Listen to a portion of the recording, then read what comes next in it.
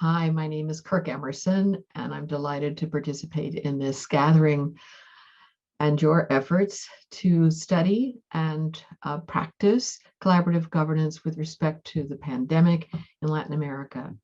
The past 20 years have been a time where people have been developing ways to work across organizations, across different jurisdictions and geographic scales, across different public, private, and nonprofit sectors, across many different issue areas to address how to engage with each other collaboratively.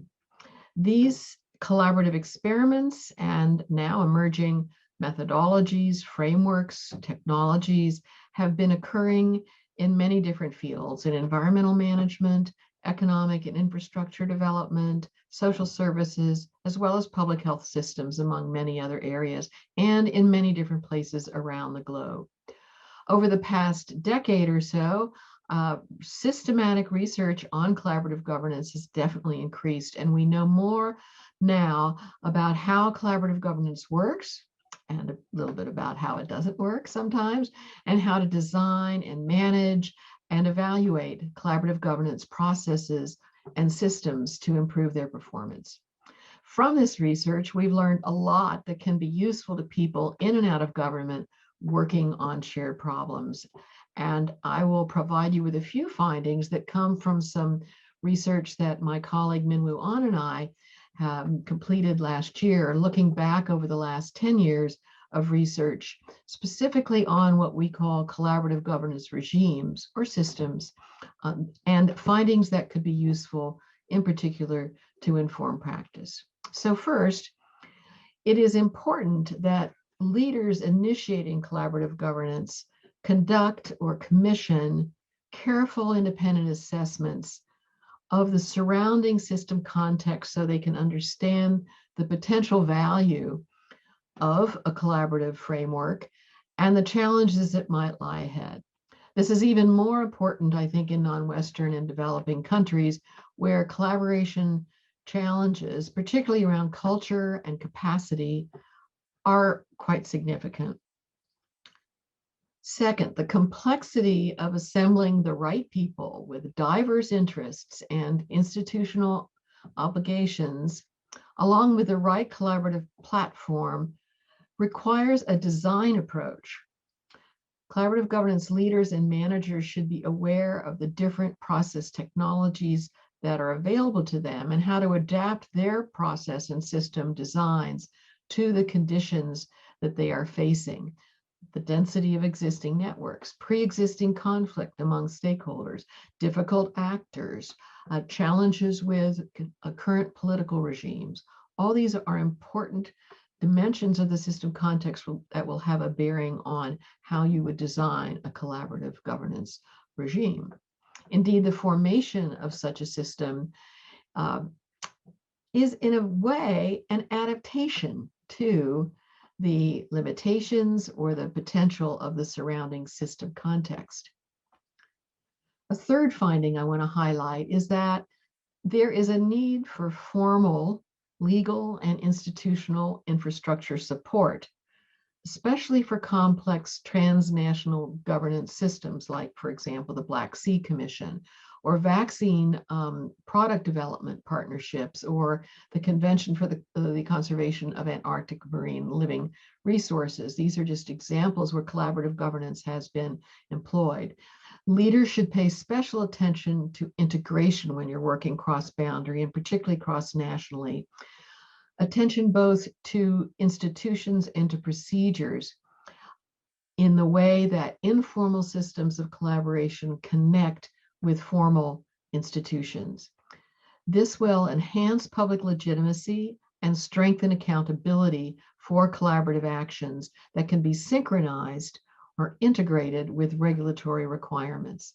Process design should take into consideration and integrate the different or unfamiliar social practices of those in other sectors, and the appropriateness of this integration, however, I should say, depends on the existing level of trust and credibility of government actors and institutions in the region. A fourth finding to note is, again, as we've known for many decades, just how important leadership is. It continues to be very significant for the success of collaborative governance, but there are different suggestions for what kind of leadership is required. One study suggests that a collective approach to leadership is appropriate, where multiple actors from different sectors play leadership roles and responsibilities, either in seriatim, in series, or they share different sets of resources. They all bring to the fore contributions that are leadership contributions, not just participant resources. The leadership role of public sector managers in particular is both essential and contested in the research. I would say most importantly, there's a need for versatility in leadership attributes and skills, including, for example, knowing when to exert strength versus practice flexibility, or knowing how and when to listen, as well as when to steer a conversation back to a constructive engagement tone or to the task at hand within an agenda. So versatility is quite important, a skill and attribute for collaborative leaders. Fifth, securing sufficient resources remains a bedrock capacity for joint action, particularly financial and technical. It's a significant driver and contributor to successful collaborative governance. And this becomes all the more important when we understand that these systems are not short-term arrangements. We're not talking about one-off workshops or short-term engagement of different people. We're looking at system design and sustainability, where you're going to need support strategies over time. That requires forethought, it requires funding and support. A sixth finding is about process management. And while not easy, it remains very essential for those collaborative governance systems that are handling very complex situations, such as pandemic management. Structuring the interaction among the participants is one of the most important managerial responsibilities. How people are actively engaged with one another has been found to consistently influence productive outputs and outcomes. Managers, facilitators, some call them meta-governors, need to attend to the relational dynamics among the stakeholders, as well as the information exchange and mutual learning that occurs in collaborative governance. Finally, more longitudinal studies of collaborative governance are revealing that, as one researcher put it, even stable and healthy collaborations incur some decline in their robustness over time. So paying attention to the ebb and flow of collaborative engagement and the need to plan for future capacities, changes in leadership, importance of increasing one's accountability and transparency to the public, perhaps the need to formalize collaborative structures are all very important as you continue to nurture and sustain ongoing collaborative systems. So those are a few of the sort of highlighted research findings that I thought might be of interest to you in your research and practice when applied to pandemic management. So I'm going to respond by underscoring some of the drivers that lead to the initiation of collaborative governance, because they're all present here. And the first is complexity. So when issue complexity requires ongoing engagement of interdependent stakeholders in one or more sectors, systems of cross-boundary cooperation are often needed to integrate across institutional structures, to design and manage participation of diverse actors, and enable joint action and the creation of public value. So complexity is certainly present in the conditions of a pandemic and how to manage it. Uncertainty is another key driver that contributes to the formation of collaborative governance. People and organizations come together when there's a lot of uncertainty.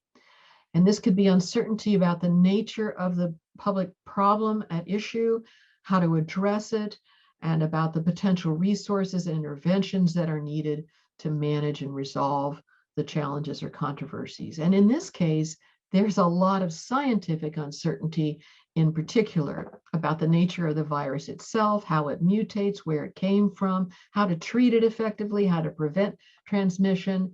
And there's a lot of social uncertainty, if you will, around how people will respond to different kinds of incentives, for example, to take their vaccines, to practice social distancing, to treat those in their family or elders, as well as how to, for example, start a safe school setting. Lots of uncertainty there. Interdependence. The nature of the problem is cross-boundary, and that is pretty key, where you can't solve this problem, this pandemic situation, within one jurisdiction, one agency, one authority, even one geographic location. No one community or country or region, for that matter, can really respond on its own to the challenges raised by this pandemic. As governments and organizations across sectors and people realize they must depend on others to help solve and manage the problems that face them, then they start working together. So making that interdependence salience is very important to incentivizing and encouraging people to engage in and form collaborative governance systems.